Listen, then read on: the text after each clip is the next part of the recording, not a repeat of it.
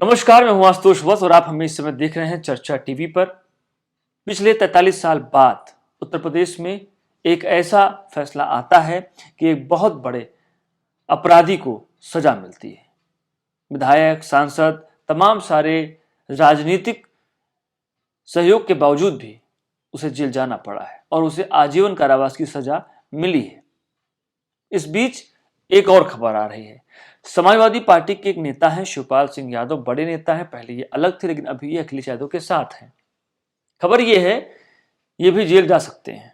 BJP का एक नेता है, उसका बयान आता है और उसके बाद ये राजनीति शुरू हो जाती है। ये पूरा मामला क्या है, एक रिपोर्ट देखिए। बीते 43 साल से जिस रसूख के सहारे माफिया अतीक अहमद अपना साम्राज्य बनाए हुए था, वह कल मंगलवार प्रयागराज में टूट गया। प्रयागराज की एमपी एमएलए कोर्ट ने उसे 2006 में हुए उमेश पाल अपहरण कांड में आजीवन कारावास की सजा सुनाई। यह पहला मौका है जब 100 से ज्यादा मुकदमों में आरोपी अतीक अहमद को किसी मामले में सजा हुई है। कहते हैं कि अतीक ने कभी गवाहों को डरा धमकाकर तो कभी उन्हें ठिकाने लगवाकर प्रयागराज और उसके आसपास के जिलों में अपने अपराध की धमक और डर को कायम रखा। यह उसके रसूख का ही असर था कि सपा सरकार में गंभीर अपराध के कई मामले या तो सरकार ने वापस लिए या फिर मुकदमों में फाइनल रिपोर्ट लग गई। अतीक को हुई सजा ने उसके बाहुबल को वो चोट पहुंचाई जो पिछले 43 साल में कोई सरकार नहीं कर पाई थी। इसे ऐसे समझा जा सकता है, जिस मामले में अतीक अहमद को सजा सुनाई गई है उसकी एफआईआर दर्ज कराने में पीड़ित उमेश पाल को करीब 1.5 साल का समय लग गया था। बीएसपी विधायक राजू पाल की हत्या के बाद उनसे जुड़े मुकदमे की मजबूती से पैरवी कर रहे उमेश पाल को अतीक के गुर्गों ने 28 फरवरी 2006 को अगवा किया था। अगवा करने के बाद उमेश को रात भर 3rd डिग्री दी गई ताकि वह राजू पाल के मामले में पैरवी न करे और अपनी गवाही बदल दे। हुआ भी। अतीक ने उमेश को खौफजदा करने के लिए हर वो हथकंडा अपनाया जिससे वह टूट जाए।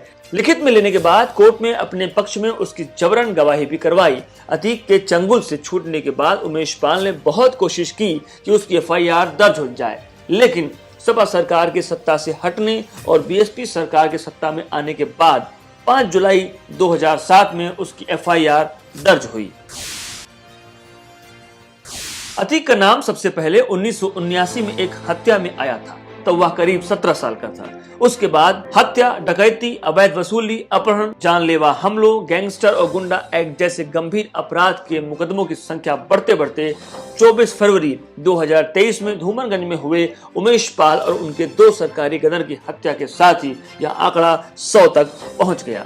लेकिन इससे पहले उसे किसी मामले में सजा नहीं हुई। चौंकाने वाली बात यह है कि इतने खतरनाक अपराधी के खिलाफ बीजेपी और सपा सरकार के कार्यकाल में डकैती के दौरान हत्या, SC/ST एक्ट, बलवा, अवैध वसूली, गैंगस्टर एक्ट समेत गंभीर धाराओं में दर्ज 4 मुकदमे वर्ष 2001, 2003 और 2004 में सरकार ने वापस ले लिए। वहीं 14 मामलों में गवाहों के मुकरने, साक्ष्य न जुटने के कारण अतीक दोषमुक्त हो चुका है। 6 मुकदमों में पुलिस ने जांच के बाद फाइनल रिपोर्ट लगा दी, तो वहीं अतीक एक मामले में पुलिस ने अतीक की नामजदगी को ही गलत बता दिया।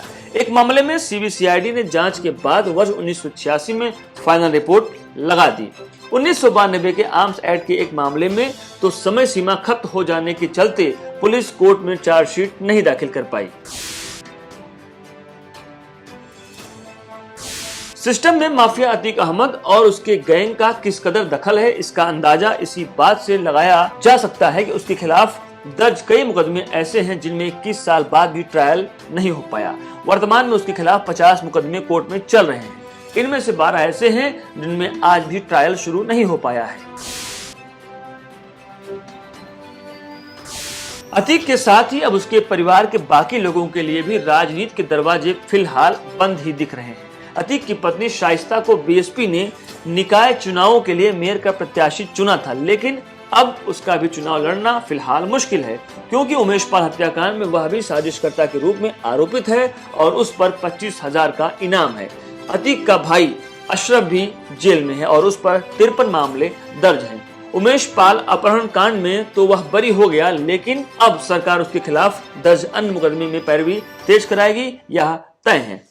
अतीक के 2 बेटे उमर और अली पहले से जेल में हैं और तीसरा बेटा असद उमेश पाल हत्याकांड के मामले में वांटेड है और 5 लाख का इनामी है। बाकी 2 नाबालिग बेटे भी बाल संरक्षण गृह में है। पूर्व सांसद और बाहुबली अतीक अहमद के खिलाफ फैसला आते ही एक और जहां उसके आतंक के अंत होने की राह मिली, वहीं दूसरी ओर उसका राजनीतिक करियर भी खत्म हो गया। यूं तो अतीक ने कई सालों से विधानसभा और लोकसभा का मुंह नहीं देखा, लेकिन अपने दबदबे और दबंगई के दम पर उसने कई चुनाव जीते।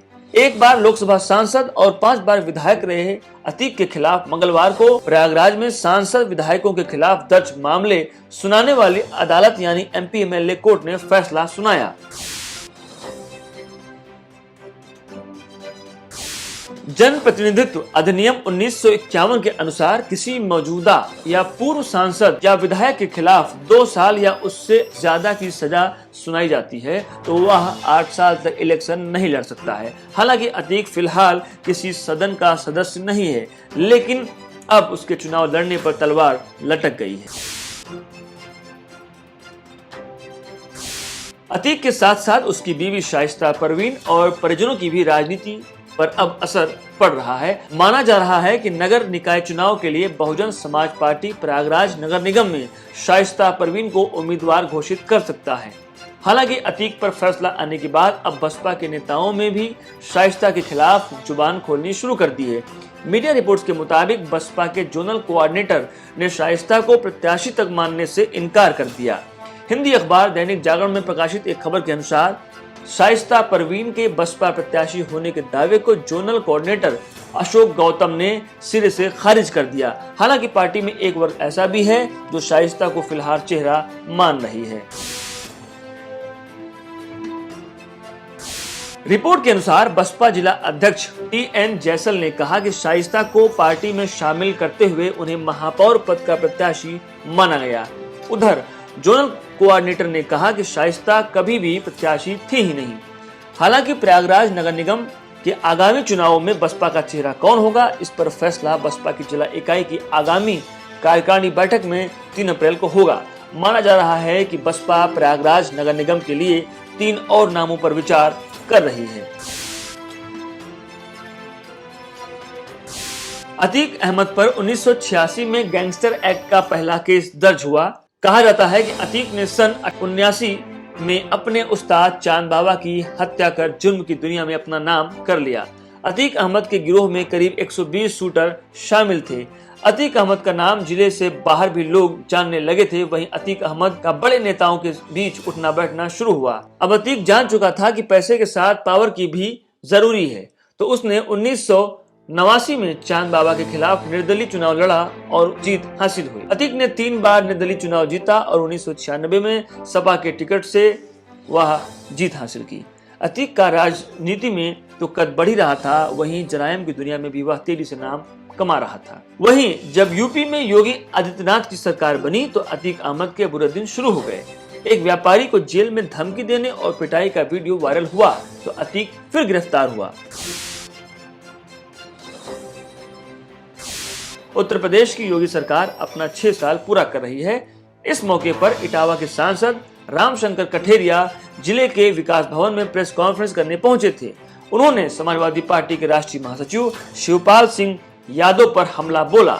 योगी सरकार के 6 साल पूरे होने पर सांसद रामशंकर कठेरिया मीडिया से बात कर रहे थे। इस दौरान शिवपाल यादव के प्रदेश में भ्रष्टाचार बढ़ने वाले बयान पर उन्होंने पलटवार किया। उन्होंने कहा कि अगर उन्हें भ्रष्टाचार दिखाई दे रहा है तो वो इसकी जांच करा लें। सबको मालूम है कि इसकी सरकार में भ्रष्टाचार होता था और जो लोग गलत करेंगे उन्हें अपने कर्मों की सजा भुगतनी होगी। उनकी सरकार में जो कार्य किए गए वह कौन नहीं जानता। अगर उनकी जांच हो जाए तो उनको जेल जाने से कोई बचा नहीं पाएगा।